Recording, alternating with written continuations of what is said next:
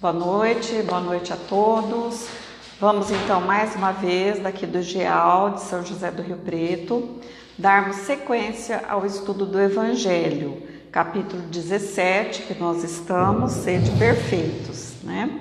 Quem quiser pegar o Evangelho e ter junto para acompanhar a lição, acho interessante, porque assim fica mais fácil, né? Nós vamos juntos lendo e acompanhando a lição da noite. Então, hoje é o capítulo 17, o item 7, Instruções dos Espíritos, tá?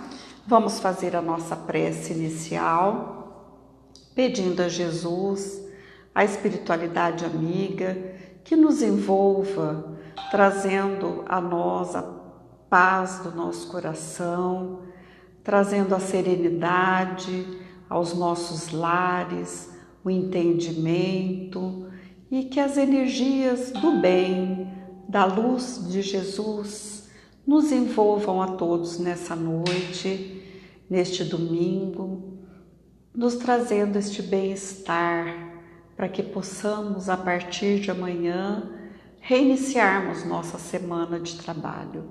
Jesus seja conosco, agora e sempre. Então, como eu disse, o item 7 do capítulo 17 é o dever. E que este item é de Lázaro, Paris, 1863. O dever é a obrigação moral, primeiro consigo mesmo e em seguida com os outros. O dever é a lei da vida. É encontrado nos mais ínfimos detalhes, assim como nos atos elevados. Não quero falar aqui senão do dever moral e não daquele imposto pelas profissões. Vamos já comentar esse primeiro parágrafozinho aqui, né? Acho que fica mais fácil. Começar que fica mais difícil porque ele não quer falar aqui senão do dever moral. Então, quando a gente fala de dever moral, eu acho que fica mais difícil do que falar do dever cotidiano, né? Eu acho mais fácil, assim, a gente falar de cumprir deveres profissionais, deveres sociais, deveres da família, do que o dever moral. Porque é aquele dever que você tem com você mesmo, como ele diz aqui, né? Primeiro consigo mesmo, em seguida com os outros. Então, nós vamos falar aqui, esse item vai falar sobre moral, sobre o dever moral. Mas eu acho que a gente tem que tomar como base os deveres do cotidiano. Como é importante para nós cumprir com os nossos deveres, né? Seja ele qual for. É sempre gratificante para nós mesmos quando nós cumprimos com o nosso dever. Quem já não teve aquela frase assim, né? Ai, graças a Deus, dever cumprido, né? Porque é bom cumprir com o dever. Cumprir com o dever sempre nos traz o quê? O bem. O retorno é sempre bom do dever cumprido. E também eu acho que a gente tem que se lembrar assim, que quando a gente não cumpre com os nossos deveres, é porque alguma coisa, algum sentimento inferior nosso não permitiu que a gente cumprisse com as nossas obrigações, com os nossos deveres. Então, tipo assim, às vezes não cumprimos dever por preguiça, e a preguiça não é um bom sentimento, né? Não é uma boa ação. Às vezes não cumprimos o dever por orgulho, porque a gente, não vou fazer isso, né? A gente às vezes se acha superior àquele dever. Então, geralmente o que atravanca a gente cumprir o dever são os nossos defeitos. E ainda mais aqui que ele está falando de moral. Então, continuando. Na ordem dos sentimentos, é muito difícil o dever ser cumprido, porque está em contradição com as seduções do interesse e do coração. Suas vitórias não têm testemunhas e suas derrotas não sofrem repreensão. O dever íntimo do homem é entregue a seu livre-arbítrio. o aguilhão da consciência, esse guardião da probidade interior, adverte-o e o sustenta, mas muitas vezes ela permanece impotente ante os sofismas da paixão.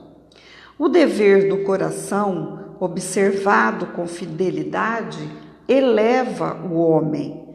Mas como determinar com precisão esse dever? Onde ele começa? Onde termina? O dever começa precisamente no ponto em que ameaçais a felicidade ou o repouso do vosso próximo. Termina no limite em que não quereis ver ultrapassar a vossa felicidade e vosso repouso. Então, por que será que ele fala que na ordem dos sentimentos é muito difícil o dever ser cumprido? Ele fala por conta das seduções que a gente sofre. E quando a gente fala de sentimentos, né, a gente tem que lembrar o primeiro sentimento, aquele que deveria comandar todas as nossas ações, o amor, né? Porque através do amor nós temos respeito, através do amor nós temos uma série de outros bons sentimentos, né? Porque nesse nível que nós estamos vivenciando, existem muitas seduções, muitas atrações negativas ao nosso redor, e às vezes a gente desvirtua o nosso bom sentimento por conta dessas seduções. E às vezes ele fala assim, olha, que os sofismas da paixão, quer dizer, as mentiras da paixão.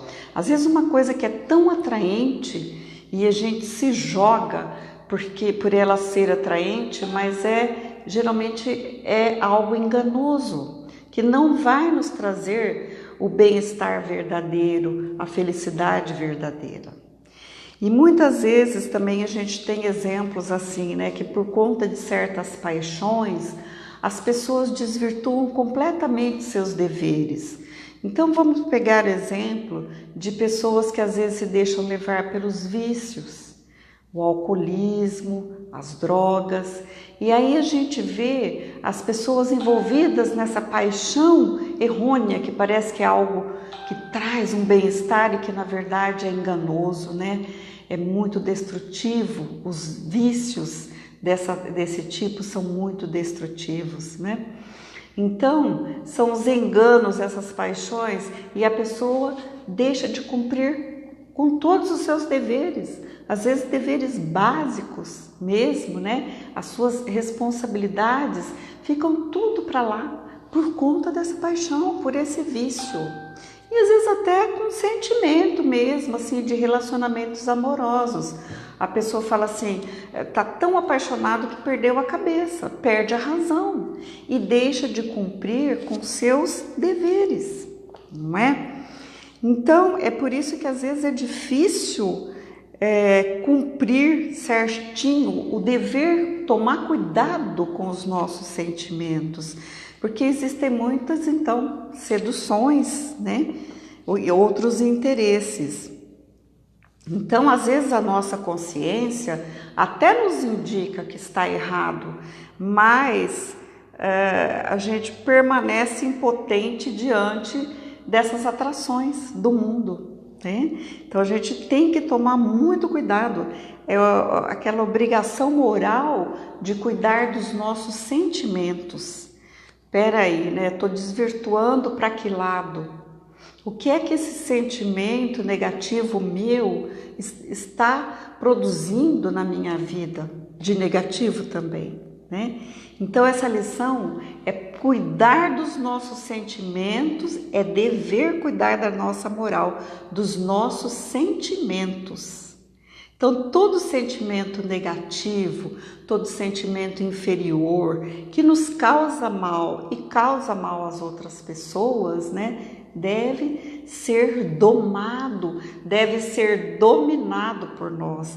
Nós temos que tomar conta dessa negatividade em nós, porque todos temos, mas cada um então tem o dever de então cuidar para que esses sentimentos negativos não se sobreponham na nossa vida, né? Então ele pergunta assim, onde ele começa, onde ele termina esse dever para com os nossos sentimentos? Olha aqui, começa precisamente no ponto em que ameaçais a felicidade ou o repouso do vosso próximo. Então, se um sentimento meu está ameaçando a felicidade ou a paz do meu próximo, peraí, eu tenho dever de cuidar disso, não posso deixar, né? Termina no limite em que não quereis ver ultrapassar a vossa felicidade e o vosso repouso. Quer dizer, nós temos que cuidar também da nossa felicidade, do nosso repouso. Então, também não vamos fazer tudo pelos outros e deixar de cuidar da gente, né? Temos que cuidar de nós também. Continuando, o outro parágrafo, Deus criou todos os homens iguais frente à dor, pequenos ou grandes, ignorantes ou esclarecidos, sofrendo devido às mesmas causas, para que cada um julgue com clareza o mal que pode fazer. O mesmo critério não existe para o bem, infinitamente mais variado em suas expressões. A igualdade perante a dor é uma sublime previdência de Deus, que quer que seus filhos, instruídos pela experiência comum, não cometam o mal, argumentando com a ignorância de seus defeitos. Eu acho que aqui não é defeitos, é efeitos. Eu não sei, no meu livro está defeitos, mas eu creio que assim, a gente não cometer o mal argumentando com a ignorância dos efeitos que esse mal que a gente comete produza. Eu acho que é efeitos. Então, o que ele quer dizer aqui? Eu entendi que assim, olha, vamos citar um exemplo. Todos nós sofremos, sentimos dor quando somos injustiçados. Ninguém gosta de ser injustiçado. Ninguém gosta, por exemplo, de ser humilhado. Então, de passar por uma humilhação ou uma injustiça. Então, tanto faz você ser grande ou pequeno, ser culto ou menos culto, você ser... em que nível você esteja, né? Assim, daqui da vida intelectual ou social... Mas ninguém gosta de sofrer essas coisas, injustiça, humilhação. A dor é a mesma para todo mundo.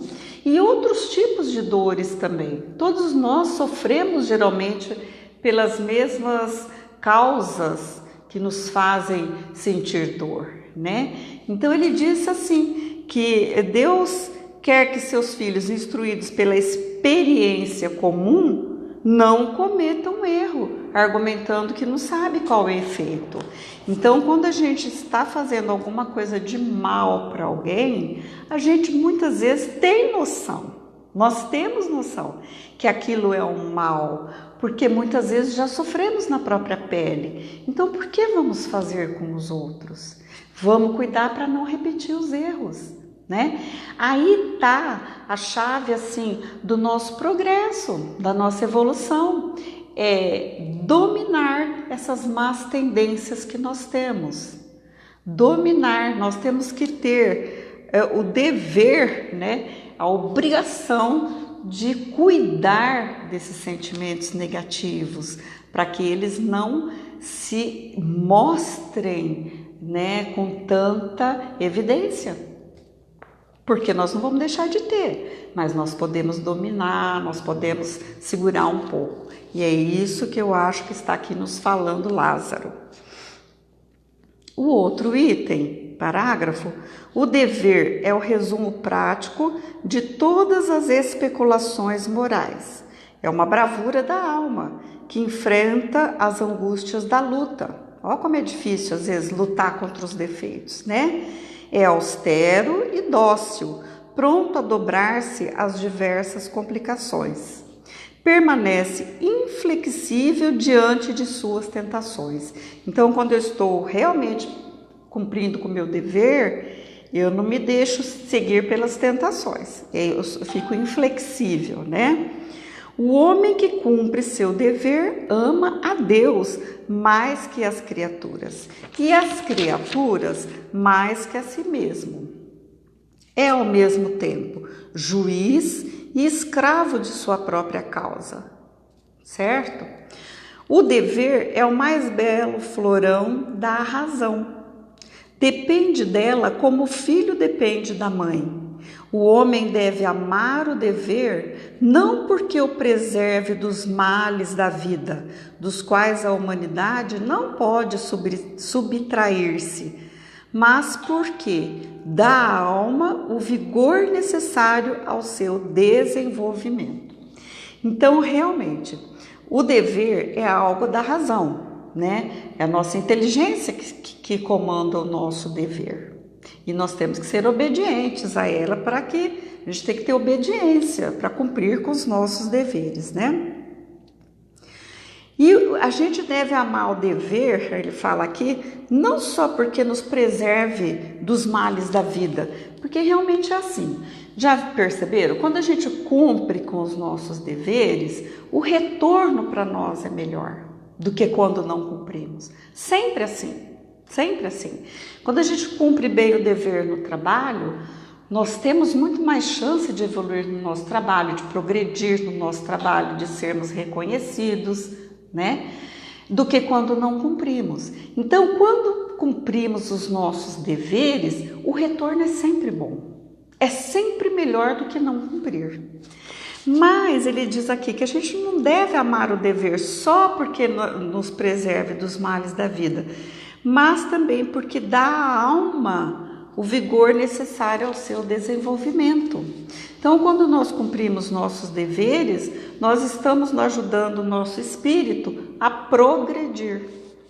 O progresso do nosso espírito também depende do cumprimento do dever. O dever cresce e irradia sob formas mais elevadas a cada uma das etapas superiores da humanidade. A obrigação moral da criatura com Deus nunca cessa. Ela deve refletir as virtudes do Eterno, que não aceita um esboço imperfeito, porque quer que a beleza de sua obra resplandeça diante dele. Então vejam, a obrigação moral nossa nunca cessa perante Deus. Por quê? Porque nós ainda um dia deveremos refletir as virtudes do nosso Pai. Difícil, mas é o trabalho que nós temos que fazer em cada encarnação, em cada vida, tentar esse progresso. Certo? Então vamos cumprir com o nosso dever, com todos os nossos deveres, como ele diz na lição, desde o mais ínfimo até o mais elevado, tudo é importante na nossa vida e principalmente então esse dever moral de cuidar dos nossos sentimentos.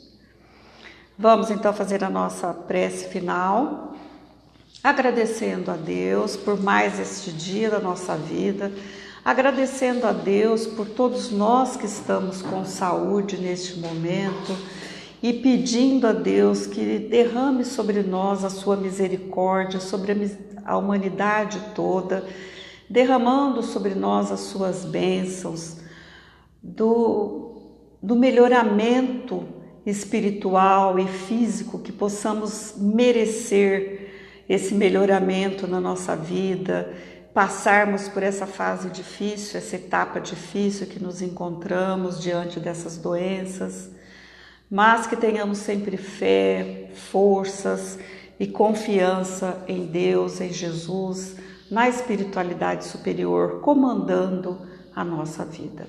Que Jesus nos abençoe hoje e sempre, que assim seja.